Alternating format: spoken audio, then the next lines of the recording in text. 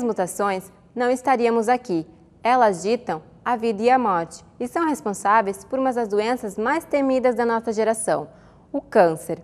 Por isso, o Laboratório de Sinalização e Plasticidade Celular busca entender de que forma essas células tumorais respondem à terapia, como e por que sobrevivem e achar melhores formas de tratamento. O laboratório foi criado em 2004 e o objetivo foi estudar células tumorais e a resposta das células tumorais à terapia. Então, basicamente, o nosso interesse é ver o que acontece com uma célula tumoral quando ela recebe um dano que é induzido por um quimioterápico, por exemplo. O laboratório ele tenta, de diferentes maneiras, encontrar como que funcionam os tumores, o que acontece quando a gente trata os tumores com quimioterapias e por que o tumor se desenvolve daquela maneira. Então, a gente estuda diferentes vias de sinalização, como a autofagia, a apoptose, senescência, e tenta estudar a origem, como as células-tronco, e como esses tumores respondem à quimioterapia.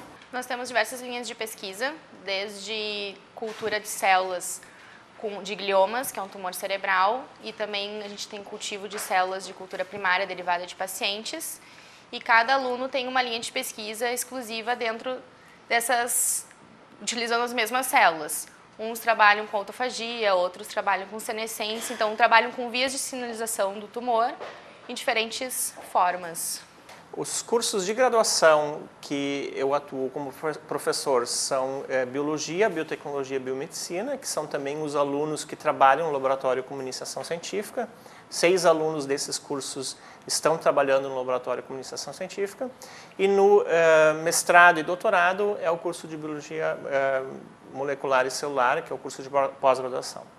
Tem 6 alunos de Iniciação Científica, dos cursos de Biotecnologia, Biomedicina e Biologia, 3 de mestrado, 4 de doutorado e 2 alunos de pós-doutorado.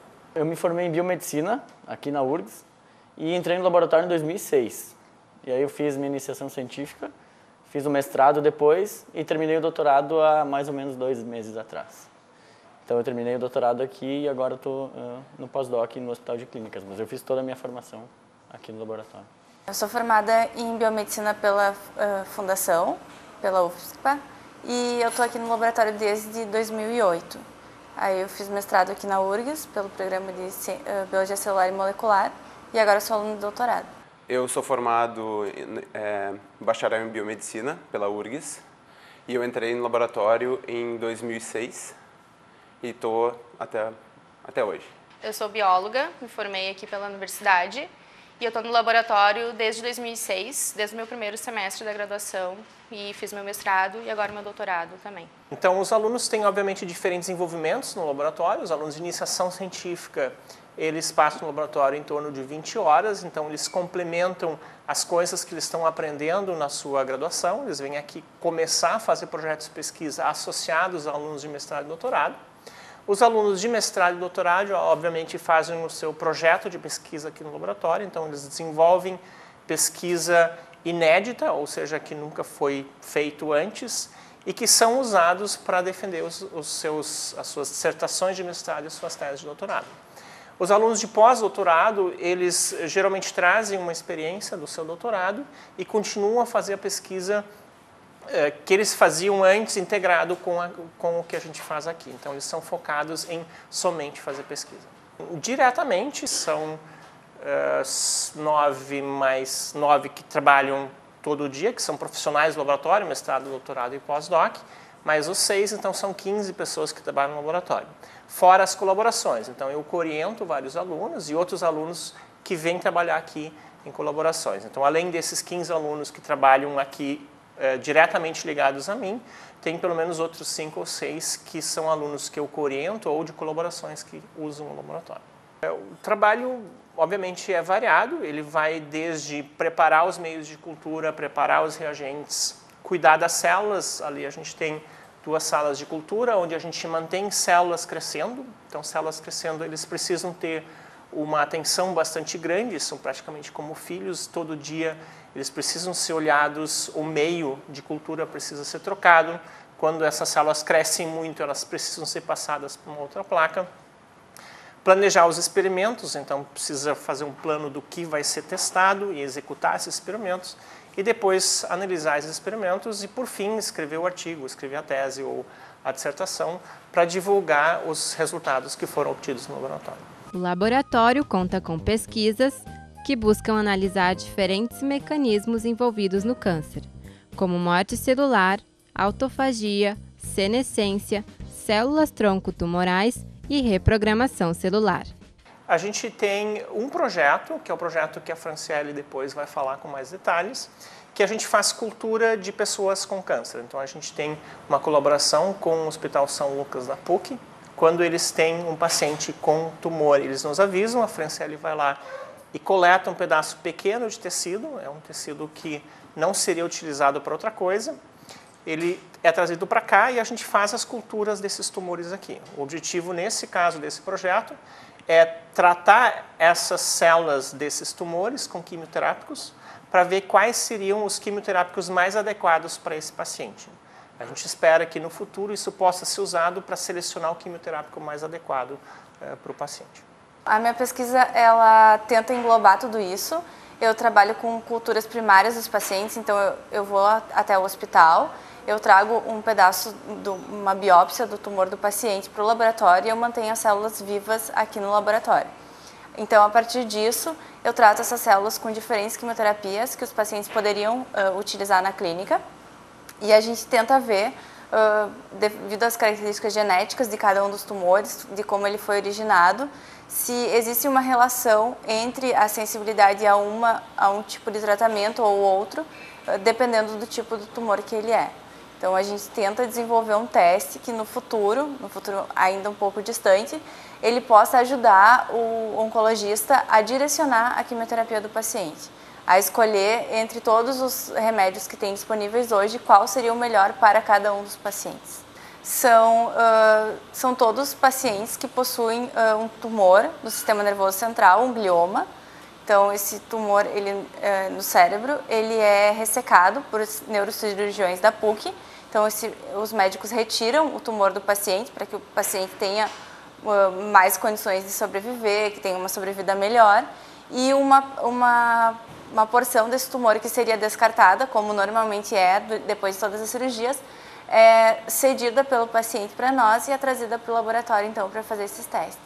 Além disso, também a gente trabalha bastante com linhagens comerciais. Linhagens comerciais são linhagens que derivaram de alguma pessoa com câncer, foram depositados num banco nos Estados Unidos, e a gente comprou essas células desse banco nos Estados Unidos.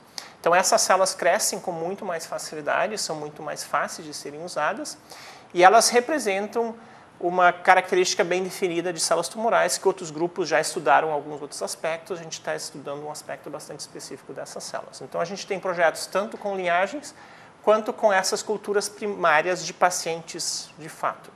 Então, nesse caso, é um projeto onde a gente primeiro precisa fazer uma correlação para ver se a resposta que as células no laboratório apresentam correspondem com como o paciente responde a um quimioterápico conhecido. Então, a gente trata o mesmo quimioterápico no laboratório, o quimioterápico que o paciente está sendo tratado.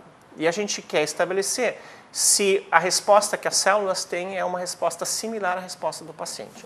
Nesse momento, a gente ainda não está tendo a certeza suficiente para poder predizer qual é a melhor quimioterápico. Mas uma vez terminado essa etapa da pesquisa, a gente espera poder trazer as células para o laboratório, testar, sei lá, 10 quimioterápicos e desses selecionar 1, 2 ou 3 que o oncologista poderá dar ao paciente. Então, com isso, a gente espera evitar ou reduzir casos de recidiva onde o câncer volte depois, justamente selecionando o melhor quimioterápico. Atualmente eu trabalho numa pesquisa no desenvolvimento de novas combinações de quimioterápicos para o tratamento de gliomas, que são cânceres de cérebro.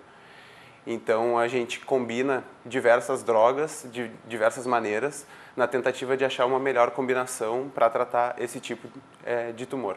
Atualmente no meu trabalho a gente tenta desenvolver novas combinações de tratamentos com temozolomida e outras drogas adjuvantes que são usadas na clínica, mas que nunca foram testadas para o tratamento desse tipo de tumor. Então, a partir dessa combinação, a gente tenta ver a longo prazo, o efeito a longo prazo desses tratamentos. E, em paralelo com esse projeto principal do doutorado, a gente tenta desenvolver uma técnica que seja intermediária entre a experimentação in vitro, que é aquela experimentação que a gente faz com as células, e a experimentação em vivo, para verificar, para fazer uma triagem de quais são os melhores tratamentos para serem levados para a pesquisa em vivo, a fim de diminuir o uso de animais nessa parte da pesquisa, utilizando somente aquelas combinações ou aqueles tratamentos que já deram certo nessa segunda fase de experimentação. Eu trabalho, é uma parte da reprogramação, porque quando a gente utiliza essas células que são derivadas, são células embrionárias, e o problema de usar elas é que quando tu injeta elas em animais, elas formam um tumor. Inclusive, para te confirmar que essas células realmente são tipo embrionárias, tu tem que injetar no animal e ver se forma um tumor. Esse tumor impede que essas células sejam utilizadas num paciente, porque a gente vai injetar essa célula no futuro terapêutico e, em compensação, tu vai ajudar ele, por exemplo, se ele precisa de um rim e aí teria uma nova formação, tu usaria essas células que ele precisa, mas ao mesmo tempo tu tá dando um tumor para ele, digamos. E a minha linha de pesquisa é justamente ver por que essas células formam esse tumor e o que eu posso fazer para quando eu injetar, não formar e tu ter uma terapia gênica, uma terapia celular, na verdade, para esse paciente, que tu não precise, tu possa utilizar a célula, mas não tenha uma presença de um tumor mais à frente. Eu trabalhei com um mecanismo chamado autofagia, que é o processo no qual as células degradam seus próprios componentes. E esse mecanismo está alterado em células tumorais, comparadas às células normais. Então, a gente estuda como esse mecanismo faz parte da resposta dessas células tumorais a quimioterápicos. E hoje em dia se sabe que esse mecanismo é um mecanismo que permite as células tumorais sobreviverem. Então, a gente tenta inibir, modular esse mecanismo para tentar aumentar a eficiência das terapias utilizadas atualmente contra esses tumores, que são pouco efetivas, né? Então, é atuar por essa frente inovadora ou diferente, que ainda não é utilizada clinicamente. Então, a gente testa nessas células esse mecanismo. O laboratório ele tenta entender melhor o câncer, que é uma doença que está se desenvolvendo muito hoje em dia, muitos casos, e o laboratório ele tenta entender isso e tenta entender por que algumas quimioterapias funcionam e outras não, por que alguns pacientes respondem e outros não. E eu acho que a importância disso é tentar otimizar a quimioterapia que existe hoje no futuro para os pacientes, para trazer uma melhoria. Acho que isso é importante para a URGS, a gente tenta desenvolver patentes e tenta desenvolver ciência básica, e acho que isso é importante para a universidade e para a sociedade. A gente desenvolveu um método também, eu desenvolvi durante o meu mestrado, que era um método para determinar a forma e o tamanho de núcleos de células, que era um aspecto que ainda não, para o qual não existia uma metodologia de análise. Então a gente esbarrou nesse desafio e aí a gente desenvolveu uma ferramenta, que é uma ferramenta que vem sendo utilizada por diversos grupos de pesquisa no mundo inteiro, e a gente depositou uma patente acerca desse método também, do racional metodológico desse método. E vem sendo bem aceito, então a gente ficou muito feliz, e essa é uma contribuição bem importante para a sociedade também. Um método, uma metodologia nova desenvolvida aqui no laboratório.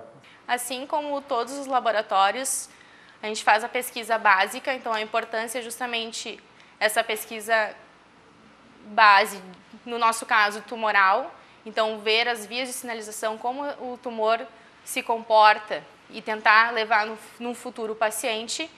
E o incentivo da URGS justamente para a pesquisa básica, que é tão difícil ser feita no Brasil, que tanto em questão de financiamento, de dificuldades burocráticas também. Então, a importância é a gente conseguir trazer um benefício para a sociedade no futuro, que seria tentar uma forma de ou aumentar a sobrevida do paciente, ou então, que seria o melhor, realmente ter uma forma de melhorar e acabar com o tumor do paciente em si.